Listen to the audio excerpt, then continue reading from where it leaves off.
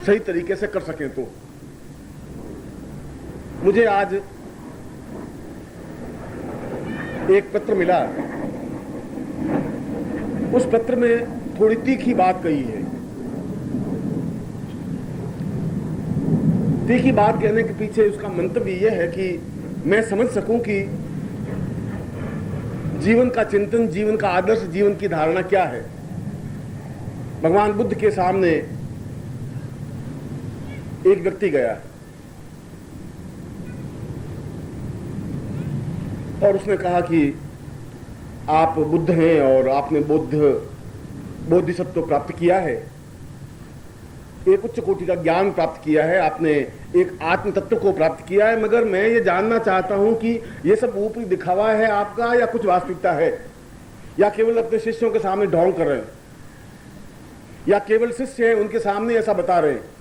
हकीकत में भी आपके जीवन में कुछ ऐसे क्षण हैं जो आप बता रहे हैं, जो कह रहे हैं। वास्तव में बुद्धत्व आपके अंदर है या केवल ऊपरी दिखावट है? यह प्रश्न उस आदमी का नहीं था, यह प्रश्न आज भी सैकड़ों लोगों की जुबान पर है।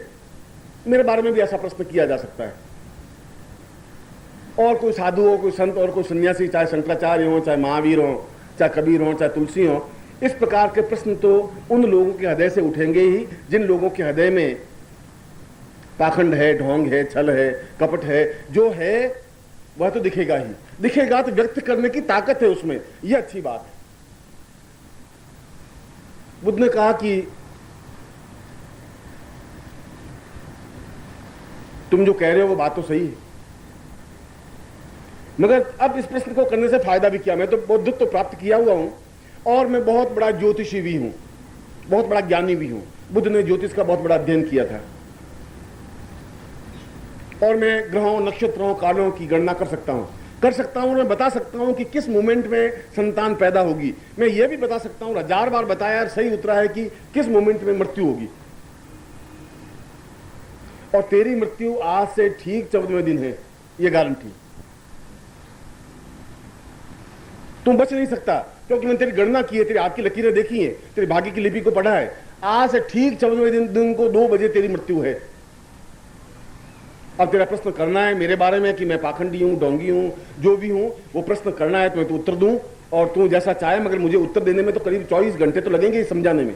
उसने कहा वो केवल 14 दिन मेरी जिंदगी के रहे। तू जवान है, 30 वर्ष का है, मगर मृत्यु तो 30 वर्ष की अवस्था में भी आ सकती है, 22 साल की अवस्था में भी आ सकती है, 60 साल की अवस्था में आ सकती है। तेरी मृत्यु 14वें दिन श्योर है, निश्चित है, गारंटी है। उनका इस पुत्र को कोई फायदा नहीं, आप जैसे भी हैं वो तो बात की बात है, पहले मुझे घर जाने दीजिए। वो घर गया, अपने व्यापार को समेटने की क्रिया प्रारंभ की। हर समय 24 घंटे दिमाग में एक ही तनाव, हरदम एक क्षण की सारी मौत तो गारंटी है। बुद्ध की वचन गलत हो ही नहीं सकते, मिथ्या नहीं हो सकते। झूठ बुद्ध क्यों बोलेंगे? उनको क्या स्वार्थ है? मुझसे कोई दुश्मनी नहीं है। मैं 14 दिन में मृत्यु, बस खत्म। और उसने व्यापार को समेटना प्रारंभ किया। व्यापार में दुकान पे जावे ही नहीं, चिंता ही नहीं करे। पत्नी कहे कि तुम ये काम करना है, अपने को शादी में जाना। उसने कहा बस शादी वादी छोड़ दूंगा, बस ठीक है, अब मुझे अपना चिंतन करने दे, भगवान का नाम लेने दे, अब केवल 13 दिन बाकी रह गए। बेटे ने कहा कि आप ये क्या कर रहे हो, इस बुद्ध तो साला पाखंडी ढोंगी है आपकी। उसने कहा नहीं, बुद्ध गलत नहीं हो सकता, अब मेरे केवल 12 दिन बाकी रहे, तुम सब छोड़ो, ये सब कुछ नहीं है। सूखने लगा, एकदम चेहरे पे पीलापन छाने लगा, आंख उसके अंदर धंसने लगी, शरीर में कपड़ों का होश नहीं, पहने तो पता नहीं, नहीं पहने तो नहीं पता, बोलना कुछ बात नहीं। प्रेमिका ने आके कहा कि तुम दुकान पे आती नहीं, रोज मैं आपसे बीच में मिलता था क्या? उसने कहा छोड़, प्रेमी प्रेम हो गया सब प्रेम, जितने तेरे साथ जिंदगी बिताई अब याद रखना, मेरे बाद में 2-4 दिन काले कपड़े पहन लेना, बस ठीक है, तुम अपनी जगह, मैं अपनी जगह, बस खत्म, तू ज्यादा रह नहीं सकेगी, मेरे तो 11 दिन बाद मौत है। आस पड़ोस वाले पूछने आए क्या हुआ, बीमार कैसे पड़े? वो खाट में पड़ गए। हरदम 24 घंटे दिमाग में एक ही बात की, जब मृत्यु है तो सारी बात समाप्त करो।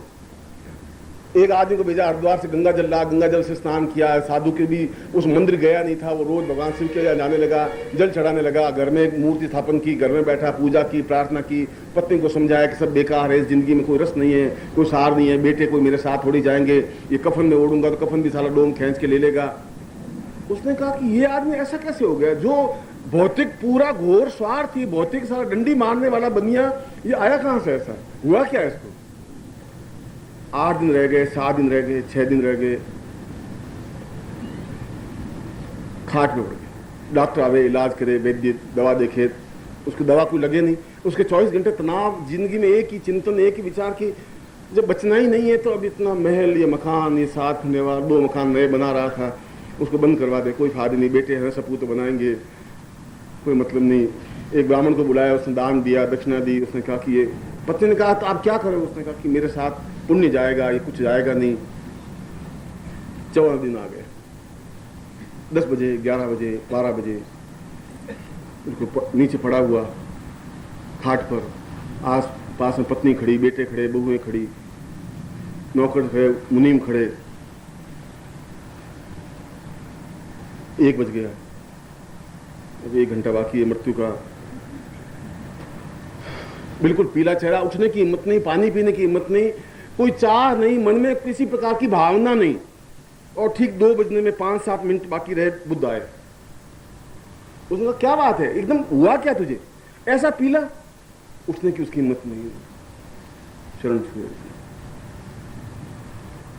उसने कहा कि तूने मुझे प्रश्न पूछा था कि मैं पाखंडी हूं या नहीं हूं। उसने कहा महाराज अब उस प्रश्न से, उसने कहा नहीं, मुझे तो एक बात बता कि इन 14 दिनों में तेरे मन में कभी पाप करने की इच्छा आई, कभी स्वार्थ करने की इच्छा आई, किसी को चक्कू मारने की इच्छा हुई, कभी घृणा करने की इच्छा हुई, कभी किसी लड़की को भगाने की तेरे मन में? उसने कहा महाराज 14 दिन में मृत्यु, अब लड़की को भगा कर अब मैं क्या करूंगा? मैं दुकान पे नहीं गया, डंडी नहीं मारी, मैंने कुछ किया ही नहीं, गुरु जी क्या करना, किसी से लड़ाई नहीं की, कि क्या लड़ाई करने से क्या फायदा? पड़ोसी से तो लड़ता था रोज। उनका कोई मतलब नहीं, अब तो केवल 5-7 मिनट बाकी रह गए। उसने कहा देख, मैं भी मृत्यु को हर क्षण अपने पास ही देखता हूं, इसलिए मैं भी पाप नहीं कर सकता। तू मृत्यु को समझ रहा था 60 साल बाद, इसलिए पाप छल कर रहा था, और मैं हर क्षण अपने पास मृत्यु को देखता हूं। और जो व्यक्ति हर क्षण अपने मृत्यु को समझता है, क्रिया करता है, वो छल नहीं कर सकता, वो पाखंड नहीं कर सकता, वो ढोंग नहीं कर सकता, वह साधु बन सकता है। तुम में मुझ में इतना ही अंतर है। तुम जिस चश्मे से मुझे देखते हो, बस उसमें अंतर इतना ही है। मैं मृत्यु को अपने सामने बिल्कुल स्पष्ट देखता हूं। इसलिए तुम्हारी नजर में तुम्हारा मतलब 60 साल की उम्र, तुम सोच रहे हो मृत्यु बहुत दूर है, इसलिए तुम पाप कर सकते हो, घृणा कर सकते हो, और मेरे प्रति दुर्भावनाएं रख सकते हो, मेरे प्रति दुश्चिंताएं रख सकते हो। मैं अगर कहीं भी जाऊंगा, किसी मिलूंगा, कुछ है ही नहीं, न पत्नी है, न बंधु है, न बांधव। पत्नी से मिलता हूं, वो भी पत्नी से मिल रहा था, बेटों से मिल रहा था, हिसाब किताब भी देख रहा था, अनासक्त भाव से। ये अनासक्त भाव जीवन का तब आ सकता है जब आदमी उस स्तर का पहुंच सकता है। और ये अनासक्त भाव जीवन का आवश्यक तत्व है।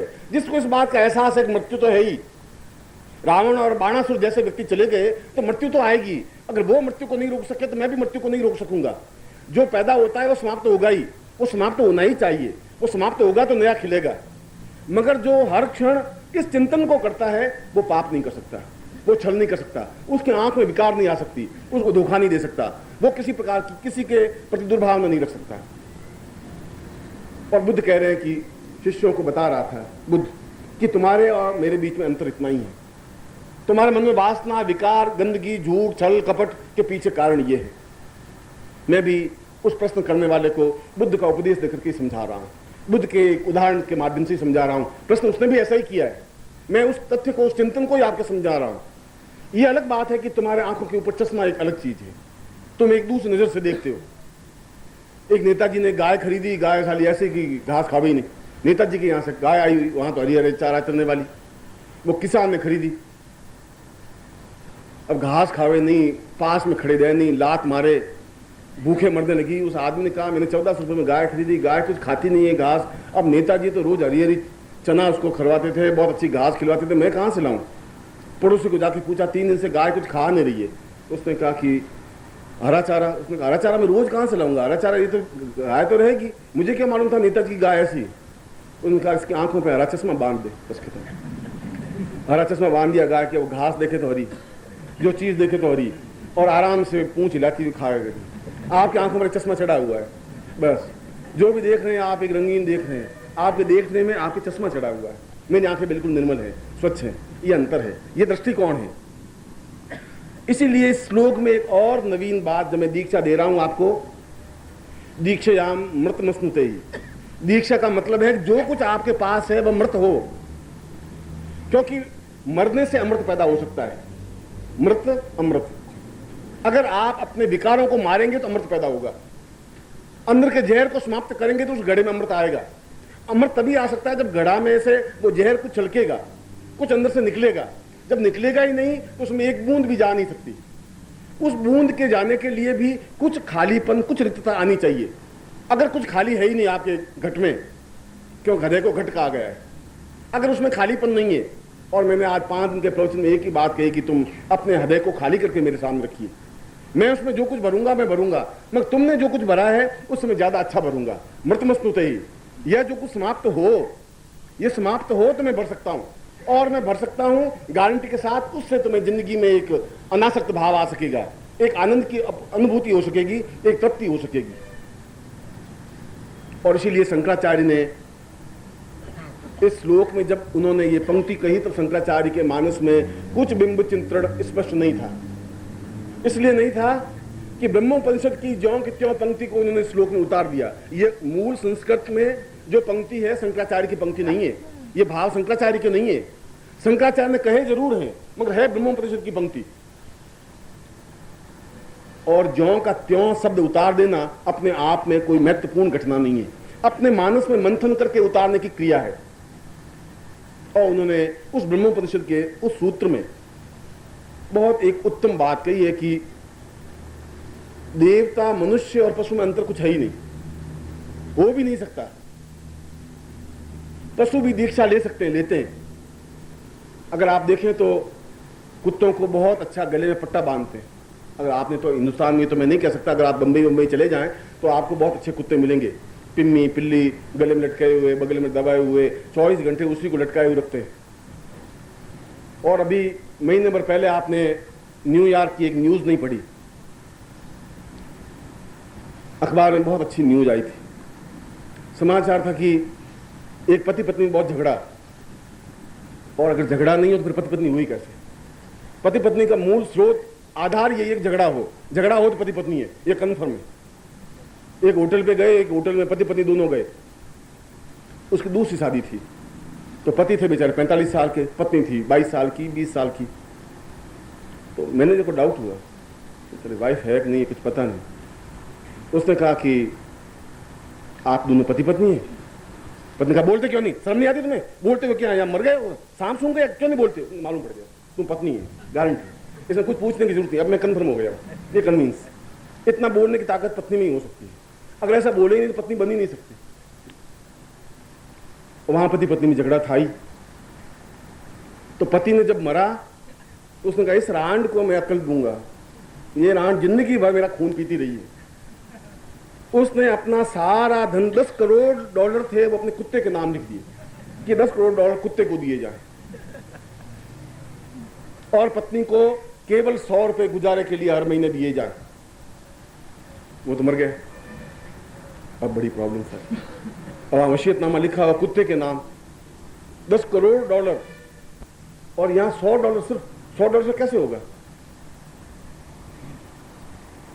उसने वकीलों से राय ली। वकीलों ने कहा एक ही तरीका है कि आप इस कुत्ते से शादी कर लें, तो आप इसकी पत्नी बन जाएंगी, पत्नी बने संपत्ति का अधिकारी बन जाएंगे, उसमें कोई लंबी चौड़ी बात ही नहीं है। और उसने कोर्ट में जाके कुत्ते से शादी की। तो तुमसे ज्यादा सौभाग्यशाली लोग दुनिया में बैठे हैं, कोई नई बात नहीं है, दीक्षा उनकी भी होती है। जीवन के उसमें एक बात कही गई, उस ब्रह्मोपनिषद में यह कहा गया कि पशु उसको कहते हैं जो शरीर से तृप्ति अनुभव कर लेते हैं, जो शरीर से काम वासना के अनुभव कर लेते हैं, तृप्ति, भोजन की तृप्ति केवल शरीर से कर लेते हैं, वे पशु हैं। मनुष्य जहां मन से तृप्ति अनुभव करते हैं उसको मनुष्य कहते हैं। ये अंतर, मूलभूत अंतर यह है। पशु को अगर खाना खिला दें अच्छा तो तृप्ति अनुभव कर लेगा। यदि एक भर्तृ ने कहा है कि कृष काण खंज श्रवण रहिता पुच्छ विकलो मही पूय क्लिन्न क्रमिकुल सतेरावर्तनु क्षुधा क्षामो जीर्ण पीठ रज कपाल अर्पित गलह श्रुति मनवेति स्वाम हतमपि च हन्त्यैव मदन। कुत्ता कितना, और पशु और कुत्ते में कुछ डिफरेंस नहीं है। वो भर्तृ कह रहा है कि काणा है, कृष है, खंज खाज है, उसके बाद भी वो उस कुत्ते के पीछे भागता रहता है, जिंदगी भर एक ही चिंतन है। इससे ज्यादा पशुओं की और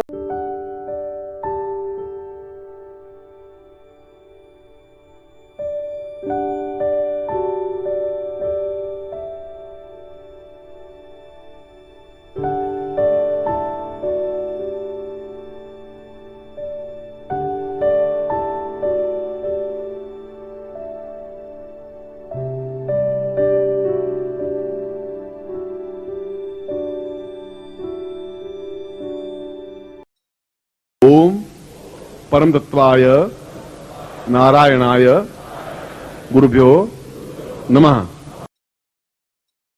ओम ह्रीं मम प्राण देह रोम प्रतिरोम चैतन्य जाग्रय ह्रीं ओम नमः।